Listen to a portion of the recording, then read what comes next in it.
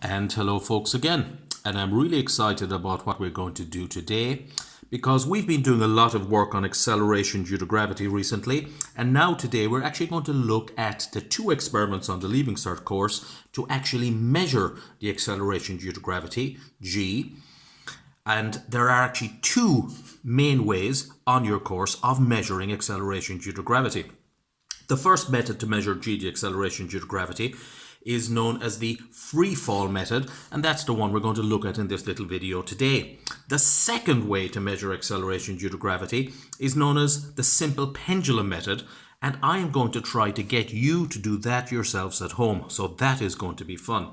But today it's about measuring the acceleration due to gravity by the free fall method. Now, a little quick revision before we begin. What actually is acceleration due to gravity? Well, a nice snappy definition of acceleration due to gravity is it is the rate of increase in velocity for an object in free fall. What does that mean? Well, another way of putting it, an object in free fall under gravity and no other force will get faster by 9.8 meters per second every second that it's falling.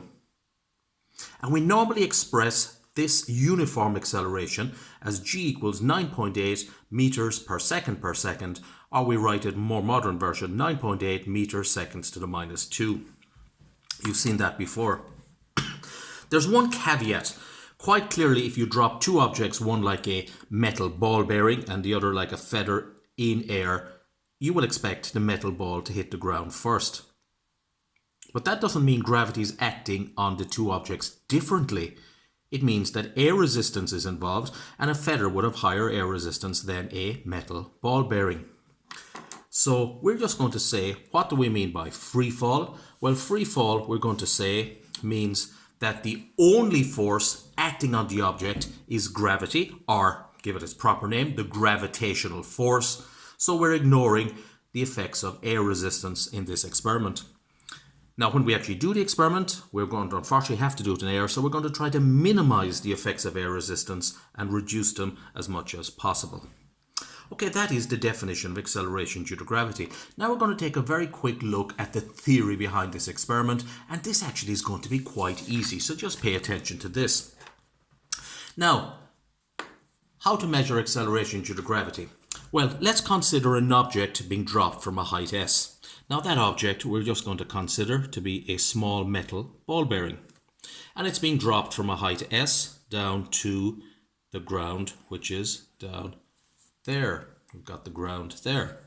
And that distance from there to the ground, we're going to say is the distance s, because we normally use s for distance or displacement, but we know the direction, so it's distance. Now, what do we know about this metal ball bearing? Well, if we drop it, we know its initial velocity will be 0 meters per second. That's the velocity just as it is dropped.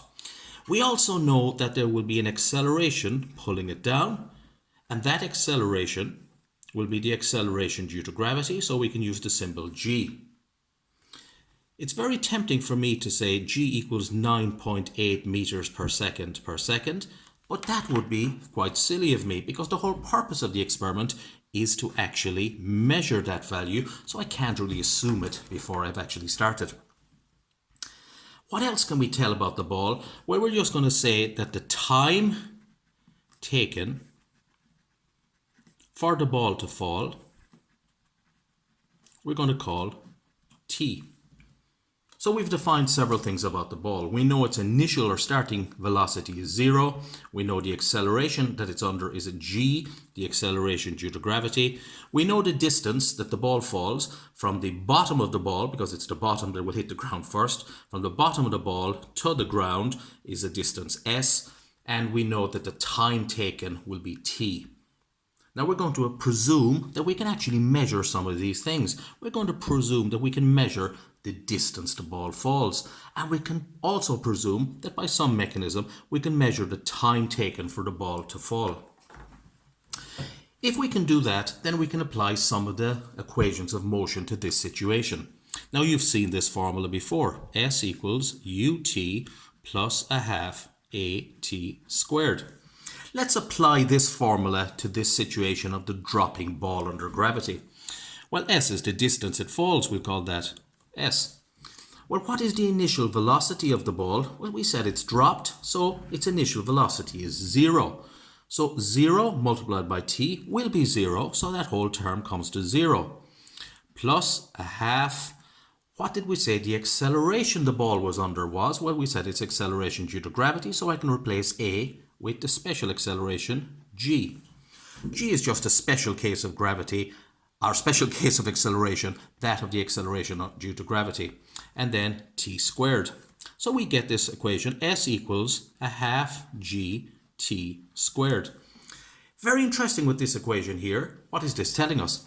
Well, if this is what we're looking for g, then remember s and t, the distance the ball falls and the time taken to fall, are both actually physically measurable. We can measure them in some way. But let's try to work out what g is on its own. Now I'm going to multiply that right hand side by 2 to cancel with that half, but if I do that I'll have to multiply that s by 2 as well, because you can't do something on one side and not on the other. I'm also going to divide this by t squared. So those t squareds will cancel and I'll be just left with g. But you can't just divide on one side by t squared without doing the same on the other. So the effect of both of those is that 2s over t squared will equal g. Now, it's much more convenient to express this as g equals 2s over t squared. Some people start screaming at this stage saying, you brought the g across to the other side, it was on the right, now it's on the left, shouldn't that be minus, and shouldn't all them be minus? Yes, but the minuses cancel out. So we have got a very interesting little equation here. Let's just look at this equation. This equation says to us that if we want to measure or calculate the acceleration due to gravity g, we drop an object, and what two things do we measure about dropping the object? Well, we measure the distance it falls. And we measure the time it takes to fall that distance.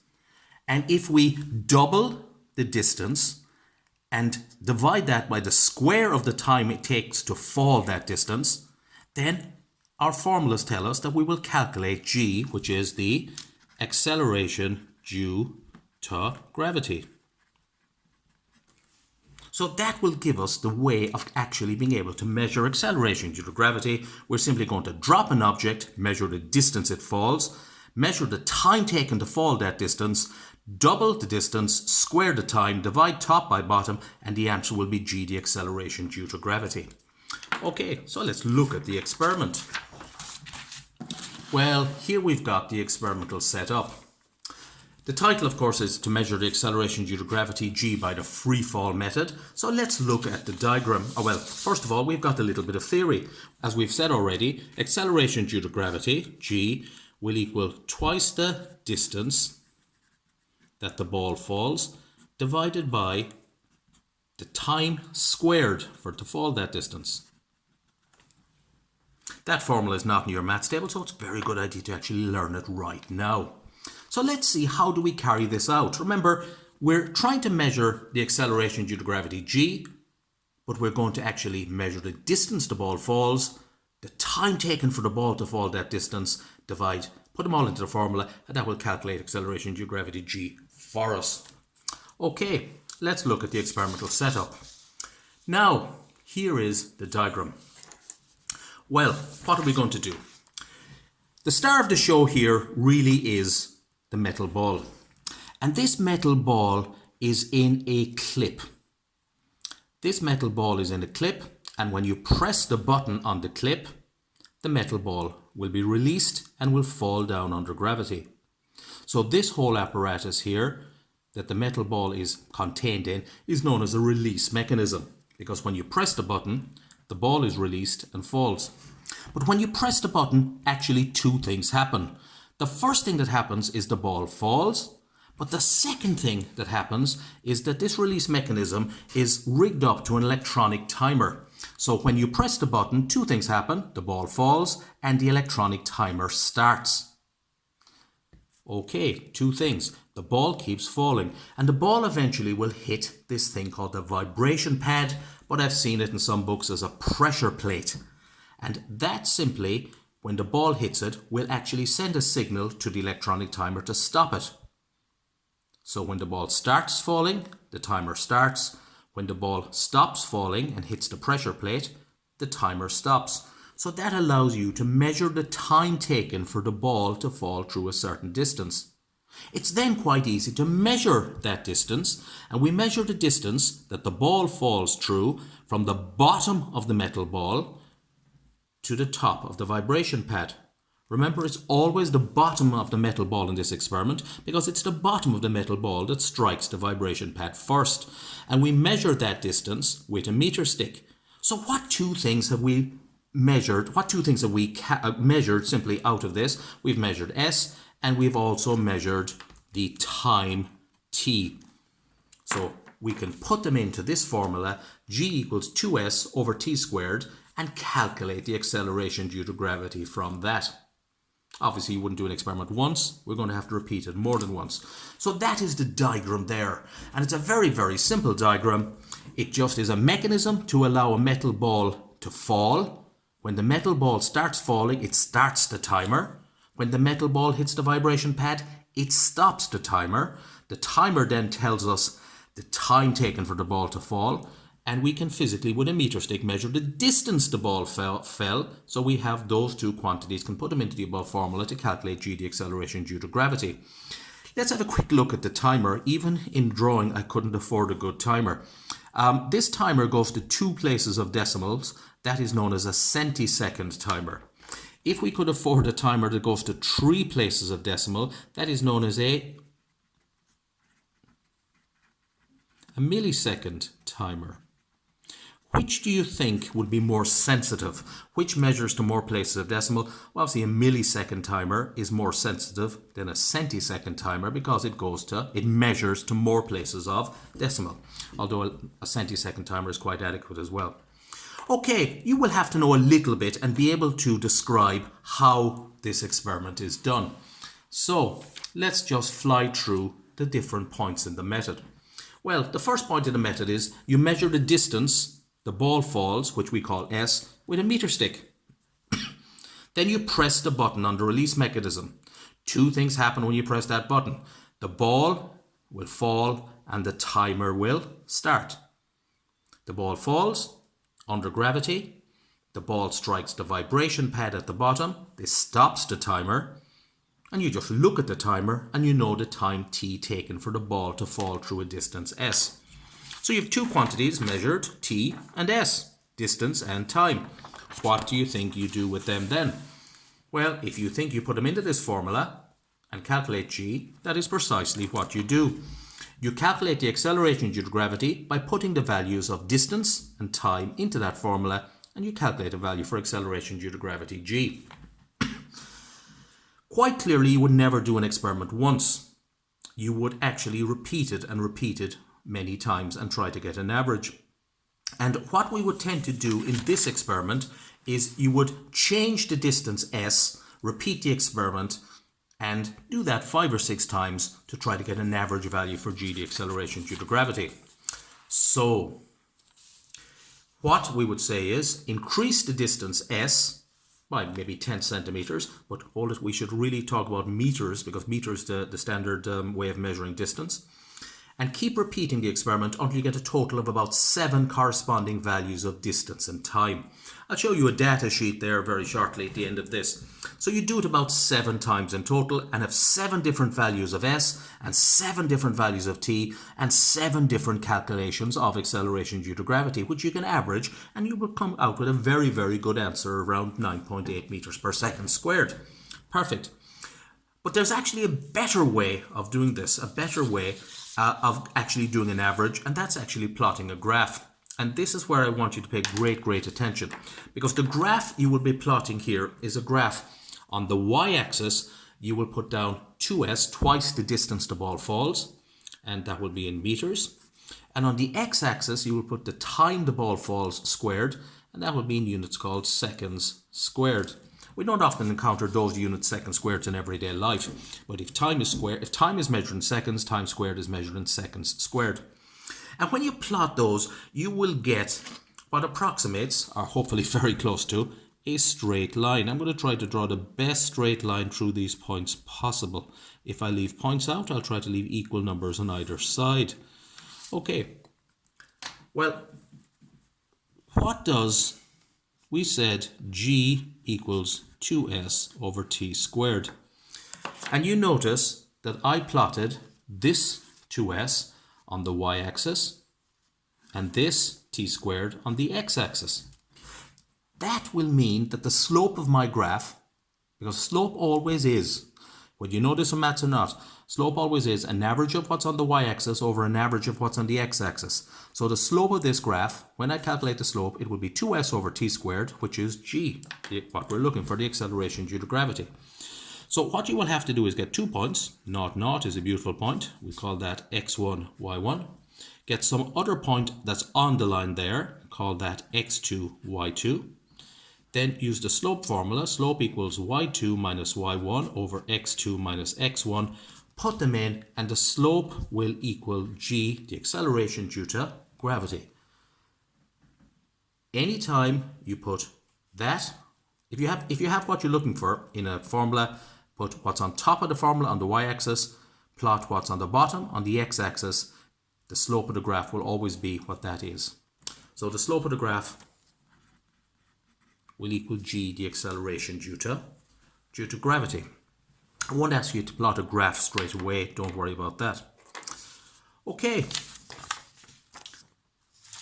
so just to summarize, to calculate acceleration due to gravity, we really have to drop an object, measure the distance it falls and double it, measure the time taken to fall that distance, square it, and divide one by the other, and that will give us a value for g, the acceleration due to gravity. Or better still, we can plot a graph with 2s on the y-axis, t squared on the x-axis, and the slope of that graph will also be g. It's better to use a graph method than just an average calculation because the graph actually has more points than just the original data points on it, so it gives you a better average. Okay. Let's just talk about a few bits and pieces. And there's things here that you will be sick of because you've heard about them over and over and over again. Well, for any experiment, we always are interested in certain precautions to make the final result more accurate. And they ask these an awful lot in the Leaving Cert Honours paper. Precautions to make the experiment more accurate in terms of measuring the length or the distance the ball falls. Well, you should be sick of these. Avoid error of parallax when using a meter stick, a meter ruler, I'm never sure what to call it, by looking straight down on the scale. Second precaution, make sure there's no zero error on the meter stick. Make sure it actually starts reading zero when it should. And the easiest way around that is getting a new meter stick. Another thing, when we're measuring the length, you must measure the length or the distance the ball falls from the bottom of the sphere, because it's the bottom of the sphere that will actually hit the vibration pad first. So there are 3 very common precautions about measuring length in this experiment. Well, what's the other thing to measure? That's time. Do we have any particular precautions about measuring time?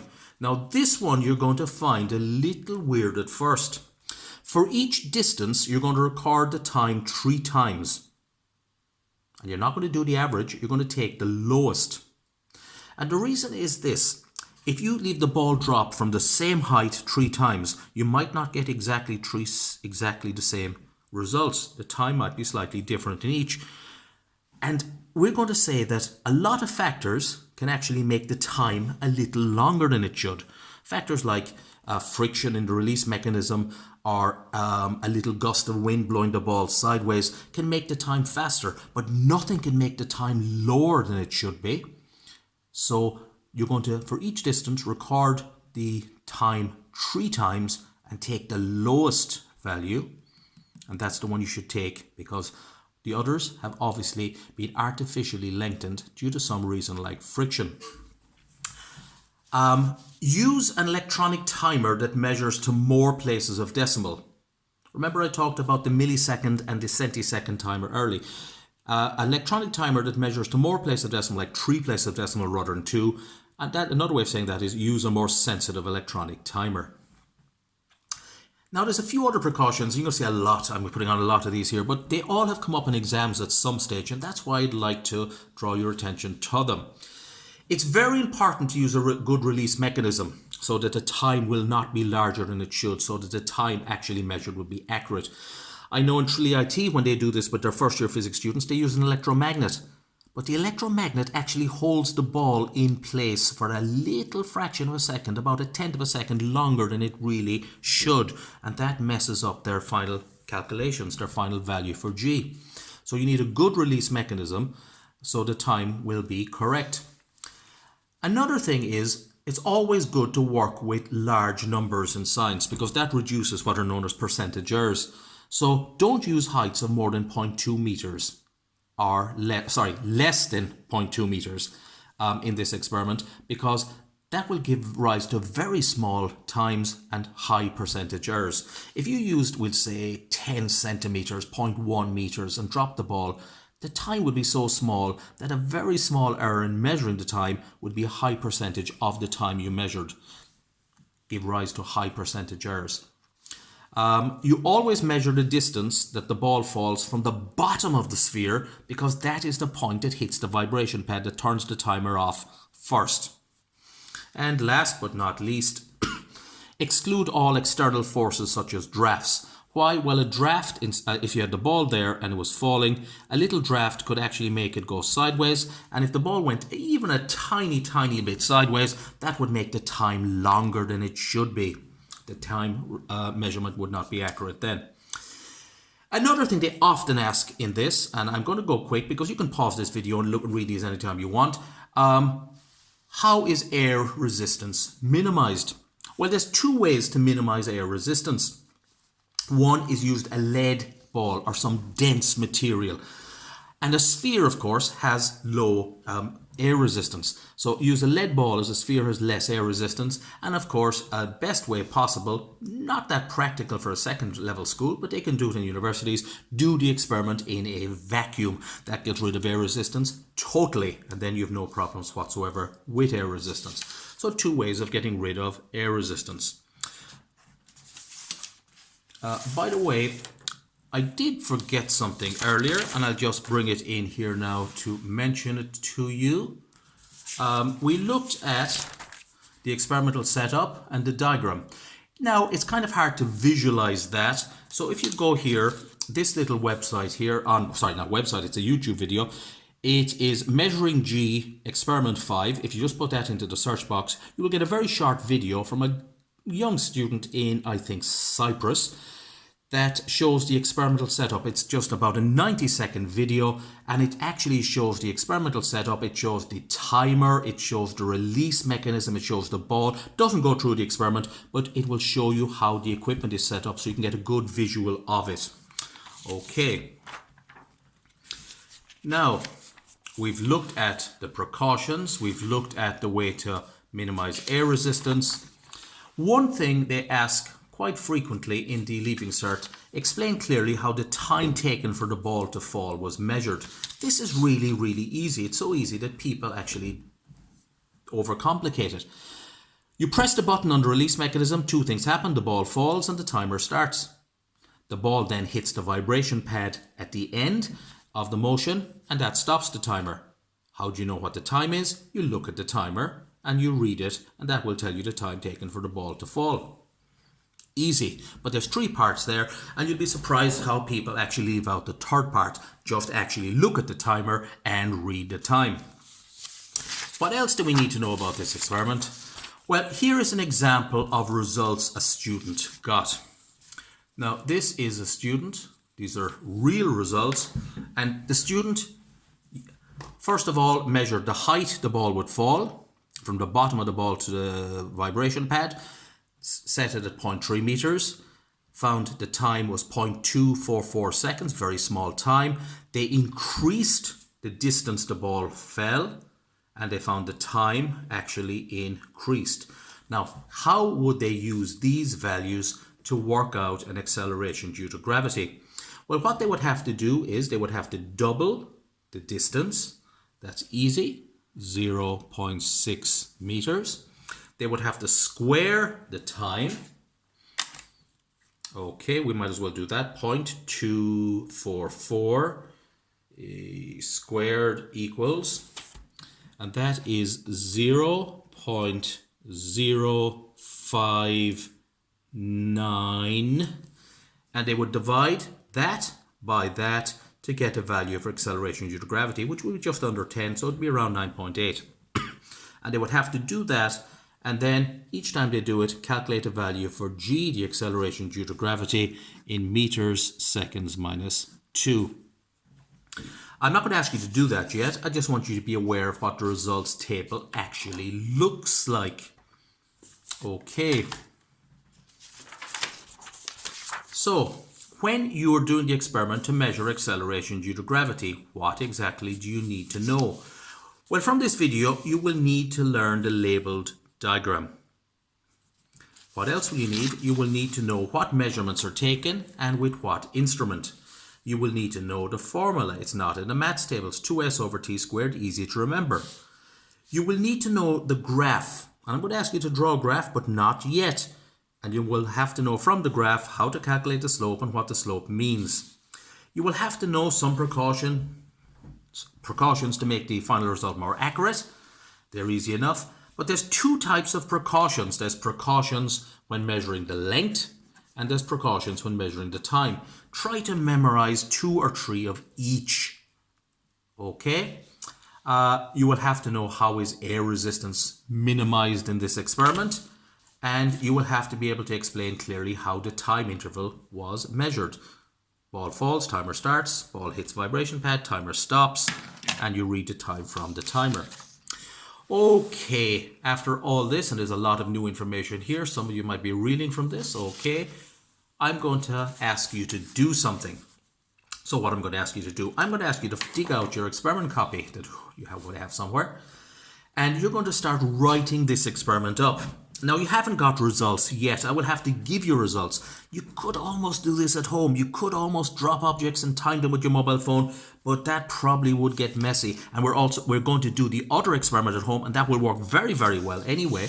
So you're going to, in your experiment copy, you're going to write down the title of this experiment. You'll find that at the start of the video. You will write down the date and the group, and maybe leave them blank for the moment. You will write down the theory, and the theory is very, very simple. It's just acceleration due to gravity, wrong biro, acceleration due to gravity equals 2s over t squared. You will write down and draw a label diagram. Draw it in black, label in red. It works for me. Why shouldn't it work for you? You will write out the method, and the method, try to make it as short as possible, because they don't ask in Leaving Cert for a method. They ask specific parts of it, but not for the whole thing together. You will write out the results table. You will write out the results table and leave it blank.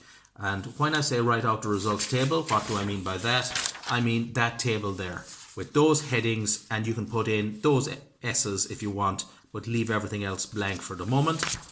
And graph and calculations, you're not going to do the graph yet, so you can leave that alone.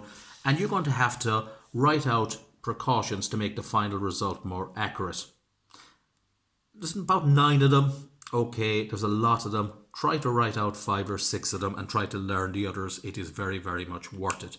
So that is the work I'm going to assign to you when I release this video. It will be to write this into your experiment copy. Then I'm going to give you a set of results to do calculations.